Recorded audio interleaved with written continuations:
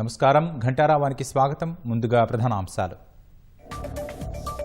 పూరి జగన్నాథ రథయాత్రలో తోపులాట, 3 భక్తులు మృతి, పలువురికి గాయాలు.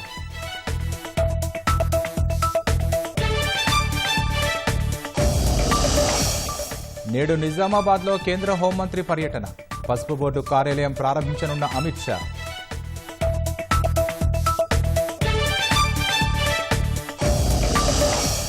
రాష్ట్ర బీజేపీ అధ్యక్ష ఎన్నికకు రంగం సిద్ధం, ఇవాళ నోటిఫికేషన్, రేసులో హేమాహేమీలు.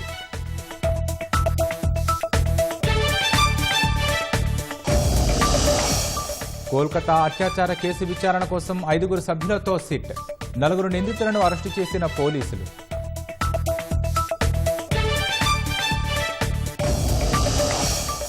ఎల్జీబీటీక్యూ ప్రైడ్ ఈవెంట్ నిషేధంపై హంగరీలో ఆందోళన, బుడాపెస్టులో 1,00,000 మందితో భారీ ర్యాలీ చేపట్టిన పౌరులు.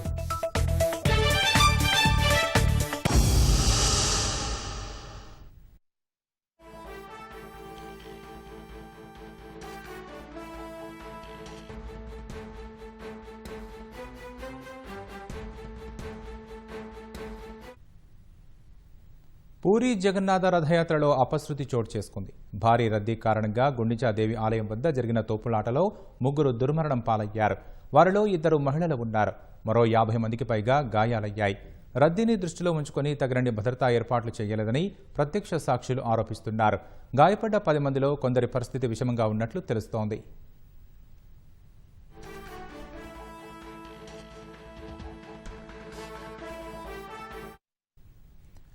దేవతామూర్తుల దర్శనం కోసం వేలాది మంది భక్తులు గుండీచా ఆలయం వద్దకు చేరుకున్నారు. కొందరు కింద పడడంతో తోపులాట చోటు చేసుకుంది. 3 ఘటనా స్థలంలోనే మృతి చెందారు.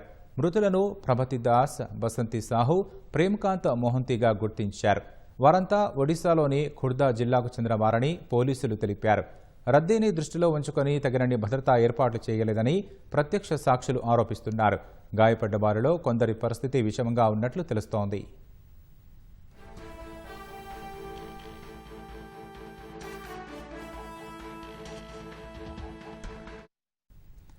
ఈసారి రథయాత్ర ప్రారంభించడంలో ఆలస్యం జరగడంపై రాజకీయ వివాదం చెలరేగింది.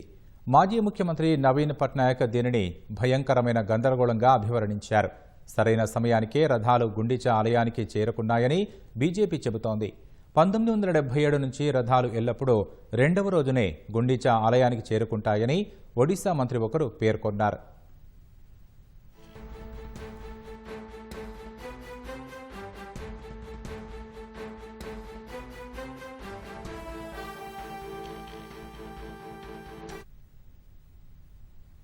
రాష్ట్రంలో సంచలనం సృష్టించిన ఫోన్ అక్రమ ట్యాపింగ్ కేసులో సిట్ దర్యాప్తు కొనసాగుతున్న కొద్దీ కీలక అంశాలు వెలుగులోకి వస్తున్నాయి.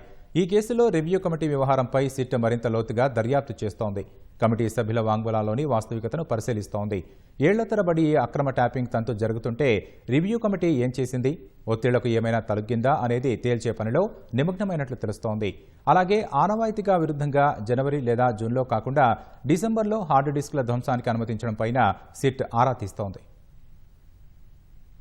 ఫోన్ అక్రమ ట్యాపింగ్ వ్యవహారంపై సిట్ దర్యాప్తు లోతుల్లోకి వెళుతుండటంతో విస్మయకర అంశాలు వెలుగు చూస్తున్నాయి. స్పెషల్ ఇంటెలిజెన్స్ బ్రాంచ్ లో ఏళ్ల తరబడి ఈ అక్రమ దందా సాగినా రివ్యూ కమిటీ ఎందుకు నియంత్రించలేదనే కోణంలో లోతుగా ఆరా తీస్తుండటంతో విస్తుపోయే వాస్తవాలు బహిర్గతమవుతున్నాయి. రివ్యూ కమిటీ చూసి చూడనట్లు వ్యవహరించడం వల్లే ఎస్ఐబీ మాజీ ఓఎస్డీ ప్రభాకర్ రావు బృందం ఆగడాలు విచ్చలవిడిగా సాగినట్లు సిట్ దర్యాప్తులో వెల్లడైనట్టు తెలుస్తోంది. రాష్ట్ర ప్రభుత్వ ప్రధాన కార్యదర్శి, న్యాయశాఖ కార్యదర్శి, సాధారణ పరిపాలన విభాగం కార్యదర్శితో కూడిన రివ్యూ కమిటీ తరచుగా ఫోన్ల లాఫుల్ ఇంటర్సెప్షన్ పై, అంటే చట్టబద్దమైన ఫోన్ ట్యాపింగ్ పై సమీక్ష నిర్వహించాల్సి ఉంటుంది. రాష్ట్రంలో చట్టబద్దమైన ట్యాపింగ్ చేసేందుకు అనుమతి పొందిన పోలీస్ ఏజెన్సీ సరైన రీతిలోనే ట్యాపింగ్ చేస్తుందా అనేది ఎప్పటికప్పుడు ఆరా తీయాలి. ఈ క్రమంలో ఆయా ఫోన్ నంబర్ల జాబితాను తరచూ తనిఖీ చేసి నిర్ధారించుకోవాలి. కానీ ఇలాంటి తనిఖీలు తూతూ మంత్రంగానే సాగినట్లు సిట్ దర్యాప్తులో తేలినట్లు సమాచారం. చట్టబద్దమైన ట్యాపింగ్ మాట అటుంచి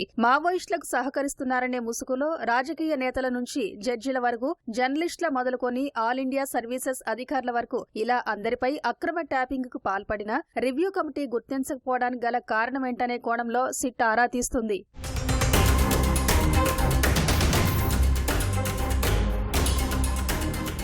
ఫోన్ అక్రమ ట్యాపింగ్ జరిగిన సమయంలో రివ్యూ కమిటీలో కొనసాగిన ఉన్నతాధికారుల నుంచి సిట్ ఇప్పటికే వాంగ్మూలాలు సేకరించింది. అయితే గతంలో ఎస్ఐబికి ఉన్న ప్రతిష్ట నేపథ్యం దృష్ట్యా తాము అనుమానించలేకపోయామని, ఇదే క్రమంలో ప్రభాకర్ రావు తమను తప్పుదారి పట్టించారని చెప్పినట్లుగా తెలుస్తోంది. కానీ ఈ వాదన నమ్మశక్యంగా లేకపోవడంతో సిట్ మరింత లోతుగా ఆరా తీసే పనిలో నిమగ్నమైనట్టు సమాచారం.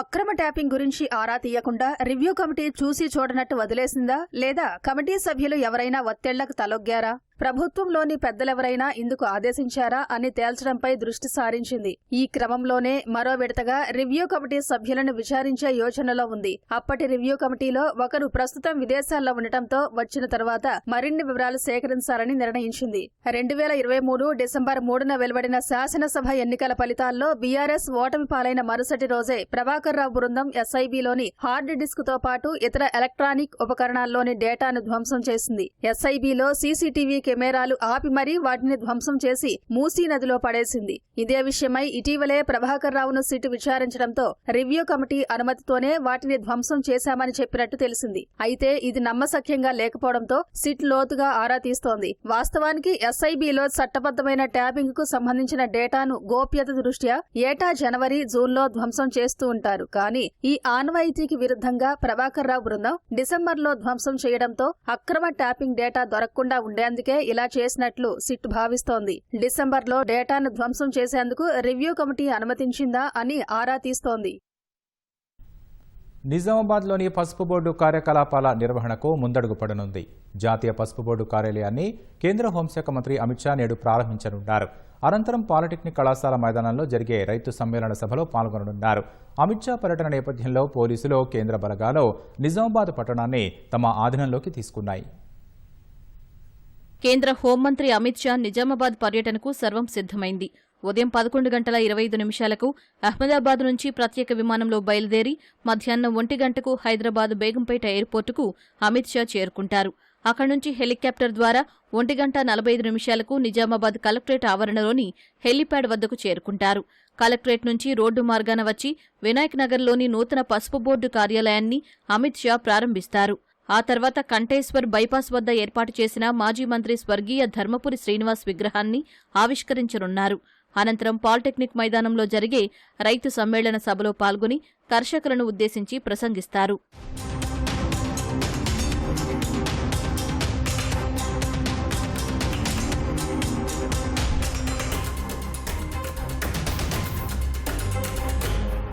అమిత్ షా రైతు సమ్మేళన సభకు పాలిటెక్నిక్ కళాశాల మైదానం సర్వాంగ సుందరంగా ముస్తాబైంది. అమిత్ షాతో పాటు కేంద్ర మంత్రులు కిషన్ రెడ్డి, బండి సంజయ్ సహా ఎంపీలు, ఎమ్మెల్యేలు సభకు హాజరు కానున్నారు. నిజామాబాద్లో ఏర్పాటు చేసిన పసుపు బోర్డు రైతాంగానికి గొప్ప బహుమతి లాంటిదని కేంద్ర మంత్రి కిషన్ రెడ్డి అభివర్ణించారు. పసుపు బోర్డు కార్యకలాపాలు ప్రారంభమైతే రైతులకు అనేక ప్రయోజనాలు చేకూరుతాయని ఎంపీ ధర్మపురి అరవింద్ అన్నారు. నిజామాబాద్ జిల్లా రైతులకు కేంద్ర ప్రభుత్వము, భారతీయ జనతా పార్టీ అందించినటువంటి అద్భుతమైనటువంటి బహుమతి అని సందర్భంగా మనియోస్తోంది. ఒక పసుపు రైతులే కాకుండా మిగతా రైతులు కూడా గర్వించాల్సినటువంటి అంశం కాబట్టి అన్ని వర్గాల రైతులు కూడా వస్తా ఉన్నారు. రైతు యొక్క సంతోషపు గడియలకు కేంద్రంగా కారున్నది. హోంశాఖ మంత్రులు ముందుగా ఈ యొక్క కార్యాలయాన్ని ప్రారంభిస్తారు, తర్వాత లోగో ఆవిష్కరిస్తారు, ఆ తర్వాత రైతు సభను ఉద్దేశించి వారు ప్రసంగించనున్నారు. ఒక మంచి పరిణామం మనకి బోర్డు కార్యాలయం ఇందూరుకి రావటం, చైర్మన్గా మన బిడ్డ ఉండటం. సో దీన్ని సద్వినియోగం చేసుకోవాల్సిన బాధ్యత మనందరిది. మీ ద్వారా రైతులకు అవగాహన ఎక్కువ కల్పించాల్సిన ప్రయత్నం బోర్డు చేయాలి. అది రైతుల దగ్గరికి తీసుకుపోయే బాధ్యత మీ అందరిది కూడా.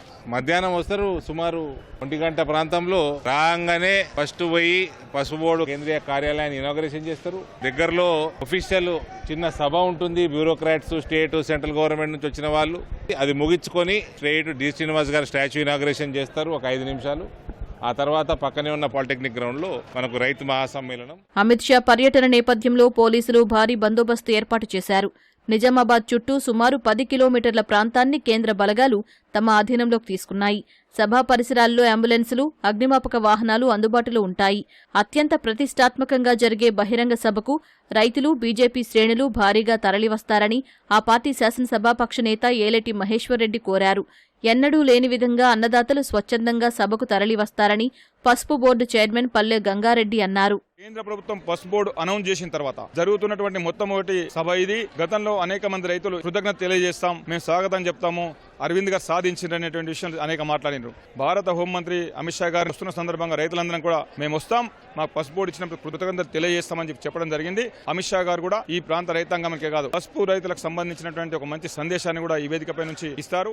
సభ ముగిసిన అనంతరం కేంద్ర హోంమంత్రి అమిత్ షా హైదరాబాద్ బేగంపేట ఎయిర్పోర్ట్ నుంచి ఢిల్లీకి వెళ్తారు. రాష్ట్ర కమల దళపతి ఎన్నికకు రంగం సిద్ధమైంది. 6 నెలల నిరీక్షణకు తెరపడనుంది. జూలై 1న నూతన అధ్యక్షుడిని ప్రకటించనుంది. రాష్ట్ర అధ్యక్షుడి నియామకానికి సంబంధించిన నోటిఫికేషన్ ఇవాళ వెలువడనుంది. రేపు నామినేషన్లు, ఎల్లుండి అధ్యక్షుడి ప్రకటన ఉంటుంది. ఇప్పటికే రేసులో అనేక మంది నేతలున్నప్పటికీ బీసీ సామాజిక వర్గానికి చెందిన వ్యక్తులకే పార్టీ పగ్గాలు అప్పగిస్తానని కాషాయ శ్రేణులు చెబుతున్నాయి. అందులో ప్రధానంగా ఎంపీలు ఈటెల రాజేందర్, ధర్మపురి అరవింద్ పేర్లు ప్రముఖంగా వినిపిస్తున్నాయి. బీజేపీ సంస్థాగత ఎన్నికల ప్రక్రియ తుది దశకు చేరుకుంది. బీజేపీ రాజ్యాంగం ప్రకారం దేశంలోని ఉన్న సగం రాష్ట్రాల్లో అధ్యక్షుల నియామకం పూర్తయితేనే జాతీయ అధ్యక్షుడిని ఎన్నుకోవాలి. ఇంకా 10 రాష్ట్రాలకు అధ్యక్షులను ప్రకటిస్తేనే జాతీయ అధ్యక్షుడి ప్రకటనకు మార్గం సుగమం అవుతుంది. కాబట్టి సంస్థాగత ఎన్నికల ప్రక్రియను కాషాయ పార్టీ వేగవంతం చేసింది. వారం రోజుల్లో 10 రాష్ట్రాలకు అధ్యక్షులను నియమించాలని యోచిస్తోంది. అందులో తెలుగు రాష్ట్రాలైన తెలంగాణ, ఏపీ కూడా ఉన్నాయి. తెలుగు రాష్ట్రాలకు ఒకేసారి కొత్త అధ్యక్షులు రానున్నారు. అధ్యక్ష నియామకానికి సంబంధించిన నోటిఫికేషన్ ఇవాళ వెలువడనుంది. రేపు నామినేషన్ల ప్రక్రియను చేపట్టనున్నారు. ప్రతి పార్లమెంటు నియోజకవర్గం నుంచి ఒక్కరిని జాతీయ కౌన్సిల్ సభ్యుడిగా నియమిస్తారు. ఈ జాతీయ కౌన్సిల్ సభ్యుల నియామకంపైన అభిప్రాయాలు చేపట్టనున్నారు. జులై 1వ తేదీన నూతన అధ్యక్షుడిని అధిష్టానం ప్రకటించనుంది. ఎన్నికల ప్రక్రియను పూర్తి చేసేందుకు రాష్ట్ర ఎన్నికల ఇన్ఛార్జ్ శోభా కరంద్లాజే తెలంగాణకు రానున్నారు. ఈ ప్రక్రియను పూర్తి చేసి జులై 1న అధ్యక్షుడిని ప్రకటించే అవకాశం ఉంది. ఇప్పటికే బూత్ స్థాయి, మండల, జిల్లాల అధ్యక్షుల ఎన్నిక ప్రక్రియ దాదాపుగా పూర్తయింది. కేవలం కరీంనగర్, మేడ్చల్ అర్బన్ జిల్లా అధ్యక్షుల నియామకం మాత్రమే పెండింగ్లో ఉంది.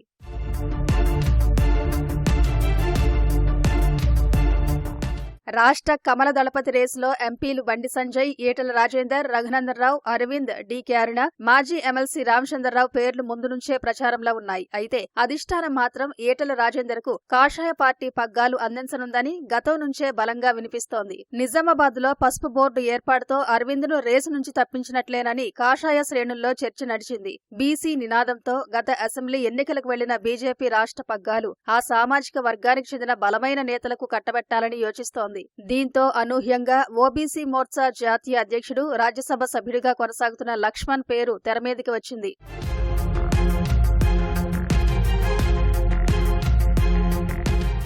రాష్ట్ర రథసారథి అంశంపై కొత్త, పాత నేతల మధ్య పెద్ద అంతర్గత యుద్ధం జరిగింది. పాత నేతకే ఇవ్వాలంటూ పార్టీలో సీనియర్లు, కొత్త వారికే ఇవ్వాలంటూ వారి అనుచరులు ఎవరికి వారుగా పట్టుబట్టారు. ఈ నేపథ్యంలో పార్టీ ఈ అంశాన్ని పక్కన పెట్టేసింది. రాష్ట్ర అధ్యక్షుడి ఎంపికపై మరోసారి చర్చకు రావడంతో పాత నేతకు పార్టీ పగ్గాలు అప్పగిస్తారా, లేక కొత్త వారికి ఇచ్చి కొత్త ట్రెండ్కు కమలం పార్టీ శ్రీకారం చుడుతుందా అనేది ఆసక్తికరంగా మారింది. తెలంగాణను బీజేపీ పాలనా సౌలభ్యం కోసం 38 జిల్లాలుగా విభజించుకుంది. ఒక్కో అసెంబ్లీ, పార్లమెంటు నియోజకవర్గాల నుంచి రాష్ట్ర కమిటీ కౌన్సిల్ సభ్యులుగా ఉన్నారు. ఈ రాష్ట్ర అధ్యక్షుడి నియామకంలో 119 మంది కౌన్సిల్ సభ్యులు, 38 జిల్లాల అధ్యక్షులు, 17 మంది జాతీయ కమిటీ కౌన్సిల్ సభ్యులు కలిసి ఎన్నుకోనున్నారు. రాష్ట్ర అధ్యక్షుడితో పాటు జాతీయ కౌన్సిల్ సభ్యులను కూడా ఎన్నుకోనున్నారు. రాష్ట్ర అధ్యక్ష నియామకాన్ని ఏకగ్రీవం చేయాలని హైకమాండ్ ముందు నుంచే భావిస్తోంది. కానీ తెలంగాణలో ప్రస్తుత పరిస్థితి చూస్తే ఎవరూ సర్దుకుపోయే అవకాశం కనిపించడం లేదని తెలుస్తుంది. దీంతో రాష్ట్ర అధ్యక్ష పదవికి ఎన్ని నామినేషన్లు వస్తాయి, అధ్యక్ష పీఠం ఎవరికి దక్కుతుందన్న ఉత్కంఠ కాషాయ శ్రేణులతో పాటు రాజకీయ వర్గాల్లో నెలకొంది. బీజేపీ రాష్ట్ర అధ్యక్షుడి నియామకంపై ఆ పార్టీ ఎమ్మెల్యే రాజాసింగ్ కీలక వ్యాఖ్యలు చేశారు. రాష్ట్ర అధ్యక్ష రేసులో తాను ఉన్నానని ఒక ప్రకటనలో పేర్కొన్నారు. తానైతే అధ్యక్ష పదవి అడుగుతానని, ఇస్తారా లేదా వాళ్ల ఇష్టమన్నారు. 1995 నుంచి హిందూ వాహినిలో ఒక కార్యకర్తగా పనిచేశారని చెప్పారు. 1995 నుంచి 2009 వరకు హిందూ వాహినిలో ఫిజికల్ చీఫ్గా పనిచేశారన్నారు. 2009లో municipal corporation ticket Mangalhat division నుంచి బీజేపీ వాళ్లను అడిగితే ఇవ్వలేదని, అందువల్ల టీడీపీ నుంచి టికెట్ తీసుకుని గెలిచినట్లు తెలిపారు. గోషామహల్ అసెంబ్లీ నుంచి 2014లో బీజేపీలో చేరిన తర్వాత తాను మొదటిసారి ఎమ్మెల్యే అయ్యానన్నారు. ధర్మసేవ గురించి 1998, 2010, 2012లో జైలుకి వెళ్లినట్లు చెప్పారు. ఎమ్మెల్యే అయిన తర్వాత కూడా 77 రోజులు జైల్లో ఉన్నట్లు తెలిపారు. హిందూ రాష్ట్రం, ధర్మ రక్షణ, గో రక్షణ ఇదే తన సంకల్పమన్నారు. తనకు అధ్యక్ష పదవి ఇయ్యరని కానీ ప్రయత్నం చేస్తే తప్పేంటన్నారు. నామినేషన్ తేదీ ఖరారైతే నామినేషన్ వెయ్యాలా వద్దా ఆలోచిస్తానని రాజాసింగ్ చెప్పారు.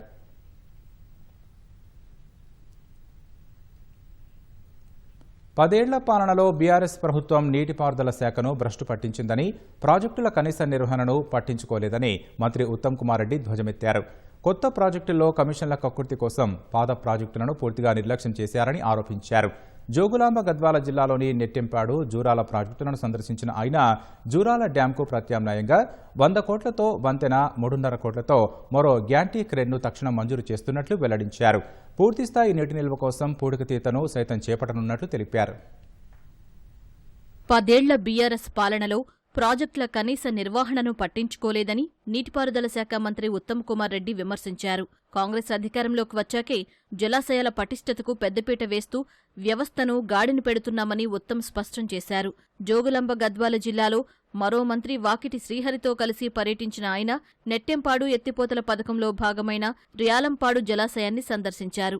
అక్కడి నుంచి జూరాల ప్రాజెక్టును చేరుకుని అక్కడి పరిస్థితిని పరిశీలించారు. కంట్రోల్ రూమ్ మొదలుకొని అన్ని గేట్లను ప్రత్యక్షంగా పరిశీలించారు. చేపట్టాల్సిన మరమ్మతులు, చేసిన పనులను అధికారులను అడిగి తెలుసుకున్నారు. బీఆర్ఎస్ సర్కారు కాళేశ్వరంలో కమిషన్ల ధ్యాసే తప్ప ఇతర ప్రాజెక్టులను పట్టించుకోలేదని ఆక్షేపించారు.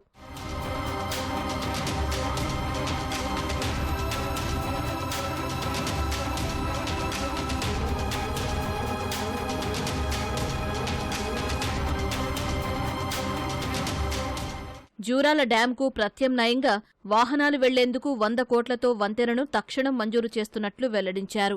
జూరాల సహా అన్ని ప్రాజెక్టుల పూర్తి నిల్వ సామర్థ్యం పునరుద్ధరించేలా పనులు చేపడతామని స్పష్టం చేశారు. 10 ఏళ్ల బీఆర్ఎస్ పరిపాలనలో ఇరిగేషన్ శాఖని భ్రష్టు పెట్టించిండ్రు. ఇరిగేషన్ ప్రాజెక్టులు కొత్తవి కట్టకపోగా పాత వాటిని నాశనం చేసే దాంట్లో వాళ్ళదే కీలక పాత్ర పోషించిండ్రు. జూరాల డ్యామ్ కి ఆల్టర్నేటివ్ రోడ్ అండ్ బ్రిడ్జ్ గా హెవీ వెహికల్స్ ఫ్లో ఆ ప్రెషర్ డ్యామ్ మీద తగ్గడానికి 100 కోట్లు మంజూరు చేసి జియో ఇష్యూ చేస్తున్నాము. ఖచ్చితంగా అన్ని డ్యామ్లు, అన్ని ప్రాజెక్టులు, అన్ని పాత ఇరిగేషన్ ప్రాజెక్టులు అన్ని కూడా పూర్తి స్థాయిలో మెయింటైన్ చేసి రెస్టోర్ చేస్తాము. ఎంత నిధులైనా ఖర్చు పెడతాము. జూరాలని అర్లియర్ ఫుల్ కెపాసిటీకి రిస్టోర్ చేయడానికి పూడిగ తీత కార్యక్రమం వెంటనే చేపడతాం. సెకండ్ గ్యాంట్రీ క్రేన్ 3.5 కోట్లతో వెంటనే మంజూరు చేస్తున్నామని చెప్పి కూడా ప్రకటన చేస్తున్నాను. తుమ్మిళ్ల ఎత్తిపోతల పథకం కింద నిర్మించి తలపెట్టిన మల్లమ్మకుంట జలాశయం భూసేకరణ పూర్తి చేస్తామన్నారు. 90% పూర్తయిన నెట్టెంపాడు అంచనా వ్యయాన్ని ఇటీవల 2,753 కోట్లకు సవరించామని చెప్పిన ఉత్తమ్ డిసెంబర్ నాటికి పనులు పూర్తి చేస్తామన్నారు. తుమ్మిళ్ల లిఫ్ట్ కింద మల్లమ్మకుంట రిజర్వాయర్ కి ల్యాండ్ అక్విజిషన్ కార్యక్రమం చేపట్టి ఆ పనులు వేగవంతంగా పూర్తి చేస్తానని చెప్పి కూడా మాటిస్తున్నాను. నెట్టెంపాడు మాట్లాడుతున్న టీఆర్ఎస్ వాళ్ళు సిగ్గుపడాలి. 90% పూర్తయిన నెట్టెంపాడు ప్రాజెక్టు పూర్తి చేయలేదు. వాళ్ళు డిసెంబర్ లో 100% పూర్తి చేస్తానని చెప్పి నేను మాటిస్తున్నాము. కొత్త ప్రాజెక్టులు కట్టాలి, కమిషన్ల కక్కుర్తి తప్పితే పాత ప్రాజెక్టులో మెయింటెనెన్స్ ల కమిషన్లు రావు కాబట్టి చేయలేదు. జూరాల ప్రాజెక్టును బీఆర్ఎస్ నాయకులు ఎందుకు సందర్శించారో అర్థం కాలేదని పశుసంవర్ధక శాఖ మంత్రి వాకాటి శ్రీహరి ప్రశ్నించారు. రోప్ తెగిపోవడాన్ని భూతద్దంలో చూపిస్తుందని మండిపడ్డారు. ప్రముఖ క్యాన్సర్ వైద్యులు నోరి దత్తాత్రేయుడిని రాష్ట్ర ప్రభుత్వం సలహాదారుగా నియమించింది. క్యాన్సర్ నివారణ, చికిత్స, ప్రజలకు అందుబాటులో ఉండే సేవలపై నోరి దత్తాత్రేయుడు సలహాదారుడిగా వ్యవహరిస్తారు. ఆయన్ని ప్రభుత్వ సలహాదారుడిగా నియమించాలని ఇటీవల కేబినెట్ సమావేశంలో నిర్ణయించారు. మంత్రివర్గం నిర్ణయం మేరకు నిన్న సీఎస్ రామకృష్ణారావు ఉత్తర్వులు జారీ చేశారు. క్యాన్సర్ వేగంగా విస్తరిస్తున్నందున ప్రజలకు అందుబాటులో ఉండేలా చికిత్సలు రాష్ట్రంలో అందుబాటులోకి తీసుకురావాలని ప్రభుత్వం భావిస్తోంది. దేశ విదేశాల్లో ప్రముఖ వైద్యుడిగా పేరొందిన నోరి దత్తాత్రేయుడి సలహాలు, సూచనలు ఉపయోగపడతాయని సర్కారు భావిస్తోంది. 10 ఏళ్ల బీఆర్ఎస్ పాలనలో పేద ప్రజలకు ఏమందించారో మాజీ ముఖ్యమంత్రి కేసీఆర్, మాజీ మంత్రులు శ్వేతపత్రం విడుదల చేయాలని మంత్రి అడ్లూరి లక్ష్మణ్ డిమాండ్ చేశారు. జగిత్యాల జిల్లా కోరుట్లలో నిర్వహించిన కాంగ్రెస్ పార్టీ ఆత్మీయ సమ్మేళనానికి మంత్రి హాజరయ్యారు. అనంతరం సాయిబాబా ఆలయంలో ప్రత్యేక పూజలు నిర్వహించారు. ఇటీవల విద్యుదాఘాతానికి గురై మరణించిన వినాయకుల విగ్రహాల తయారీదారుల ఇళ్లకు వెళ్లి బాధిత కుటుంబాలను పరామర్శించి ఆర్థిక సహాయాన్ని అందించారు. 10 ఏళ్ల బీఆర్ఎస్ పాలనలో ఆర్థిక సంక్షోభానికి గురైన రాష్ట్రాన్ని తక్కువ సమయంలో గట్టెక్కించామని మంత్రి అన్నారు. అన్నదాతలకు అండగా కాంగ్రెస్ ప్రభుత్వం నిలుస్తోందని మంత్రి పేర్కొన్నారు. ఉద్యోగాలు ఇచ్చినాం, R&D డిపార్ట్మెంట్ కి ఉద్యోగాలు ఇచ్చినాం, గ్రూప్ 1 కి ఇంతమంది సెలెక్షన్ చేసినాం, గ్రూప్ 2 కి ఇంతమంది సెలెక్ట్ చేసినాం, గ్రూప్ 3 కి సెలెక్ట్ చేసినాం. చెప్పమనండి దమ్ము ధైర్యం ఉంటే. హరీష్ రావు గారు కానీ మాజీ ముఖ్యమంత్రి కేసీఆర్ గారు కానీ 10 సంవత్సరాలు ఆర్థిక సంక్షోభాన్ని సృష్టించి రాచరిక పరిపాలన చేసి ఖజానా ఖాళీ చేసి అప్పచెప్తే ఇవాళ రైతన్నలకు ఏకకాలంలో రైతు భరోసా కింద ఇవాళ మేము వాళ్ళ అకౌంట్ నేరుగా జమ చేసినాం. 9 రోజుల లోపల 9,000 కోట్ల రూపాయలు జమ చేసిన ప్రభుత్వం ఇక్కడ ఉన్నదంటే దేశంలో అది రేవంత్ రెడ్డి గారి ప్రభుత్వం, కాంగ్రెస్ పార్టీ ప్రభుత్వం ప్రజాపాలనలో. కాంగ్రెస్ నేత మాజీ ఎమ్మెల్సీ కొండా మురళి పీసీసీ క్రమశిక్షణ కమిటీకి ఇచ్చిన నివేదిక ప్రస్తుతం చర్చనీయాంశంగా మారింది. ఉమ్మడి వరంగల్ జిల్లాలో రాజకీయ పరిణామాలు, స్థానిక ప్రజా ప్రతినిధులతో సంబంధాలపై ఆయన 6 పేజీల నివేదికను అందజేశారు. 2007లో నియోజకవర్గాల పునర్విభజనలో భాగంగా ఉమ్మడి వరంగల్ జిల్లాలో 2 ఎంపీ స్థానాల్ని ఎస్సీ, ఎస్టీలకు కేటాయించేలా కృషి చేశారని గుర్తు చేశారు. దీంతో రామసాయం సురేందర్ రెడ్డి పోటీకి దూరమయ్యారని గుర్తు చేశారు. దీనిని మనస్సులో పెట్టుకున్న ఆయన అల్లుడైన పొంగులటి శ్రీనివాసరెడ్డి కొండా సురేఖపై కక్ష సాధింపు చర్యలకు దిగినట్లు ప్రస్తుత పరిణామాలను బట్టి అర్థమవుతోందని మురళి పేర్కొన్నట్లు సమాచారం. రామసహాయం సురేందర్ రెడ్డి ప్రధాన శిష్యుడైన బస్వరాజు సారయ్య సైతం సురేఖ ప్రాతినిధ్యం వహిస్తున్న వరంగల్ తూర్పు నియోజకవర్గంలో ఆధిపత్యం చెలాయించే ప్రయత్నాలు చేస్తున్నారని తెలిపారు.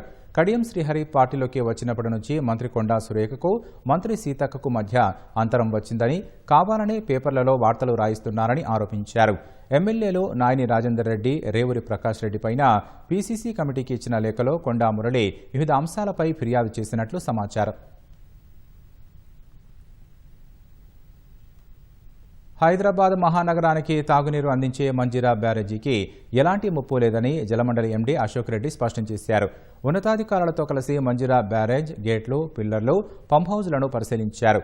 పలు మాధ్యమాల్లో బ్యారేజ్ పిల్లర్లు పగుళ్లు వచ్చాయని ప్రచారం చేయడాన్ని తప్పుపట్టిన ఆయన అందులో ఎలాంటి వాస్తవం లేదన్నారు. బ్యారేజీకి సంబంధించిన గేట్లు, రోప్ల పనితీరు కూడా సంతృప్తిగానే ఉన్నట్లు తెలిపారు.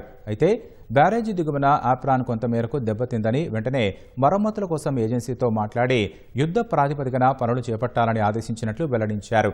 2వ గేటు లీకేజీను అరికట్టడానికి మరమ్మతు పనులను చేపట్టాలని స్వప్న ప్రాజెక్టు ప్రైవేట్ లిమిటెడ్ నిర్మాణ సంస్థకు ఎండీ సూచించారు.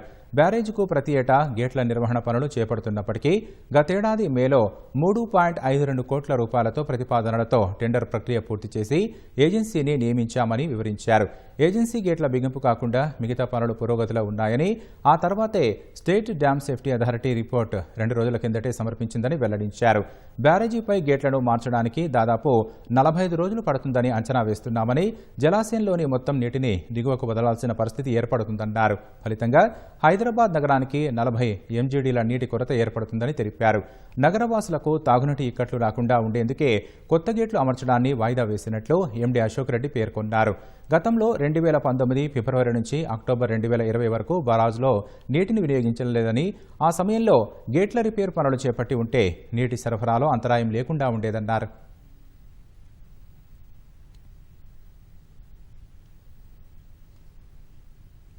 వర్షాకాలం వరద ముప్పు నుంచి హైదరాబాద్ మహానగరాన్ని కాపాడేందుకు హైడ్రా మాన్సూన్ ఎమర్జెన్సీ బృందం సిద్ధమైంది. టెండర్ల ప్రక్రియను పూర్తి చేసిన తర్వాత ఎంపిక చేసిన ఎంఈటీలకు సర్కిళ్ల వారీ విధులను హైడ్రా అప్పగించింది. మొత్తం 30 సర్కిళ్లలో 150 బృందాలు జూలై 1 నుంచి పనిచేయనున్నాయి. విధి నిర్వహణలో ఎక్కడా ఎలాంటి అలసత్వం ప్రదర్శించవద్దని హైడ్రా కమిషనర్ రంగనాథ్ ఆయా బృందాలకు సూచించారు. ఈ మేరకు హైడ్రా కార్యాలయంలో వారితో సమావేశమయ్యారు. వర్షం ఎప్పుడు పడినా అప్రమత్తంగా ఉండి ప్రజలకు ఎలాంటి ఇబ్బంది కలగకుండా చూడాల్సిన బాధ్యత ఉందన్నారు. రహదారుల్లో నీరు వెళ్లేందుకు ఆటంకాలు లేకుండా చూడాలన్నారు. నాలాలను, కల్వర్టులను పరిశీలించి వరద నీటి ప్రవాహం సాఫీగా సాగేలా జాగ్రత్త పడాలన్నారు. ఎక్కడ నీరు నిలుస్తుందో ముందుగానే ఒక అంచనాకు వచ్చి సమస్య పరిష్కారానికి చర్యలు తీసుకోవాలని సూచించారు. చెట్లు పడిపోతే వెంటనే వాటిని తొలగించాలన్నారు. 150 ఎమర్జెన్సీ బృందాలకు హైడ్రా, డీఆర్ఎఫ్ బృందాలు సైతం సహకరిస్తాయని, సమన్వయంతో పనిచేయాల్సిన అవసరం ఉందని రంగనాథ్ అన్నారు.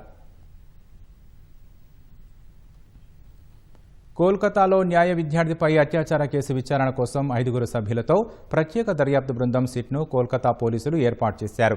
ప్రజల నుంచి పెద్ద ఎత్తున ఆందోళనలు వెల్లువెత్తుతున్న నేపథ్యంలో ఇప్పటివరకు 4 అరెస్టు చేశారు.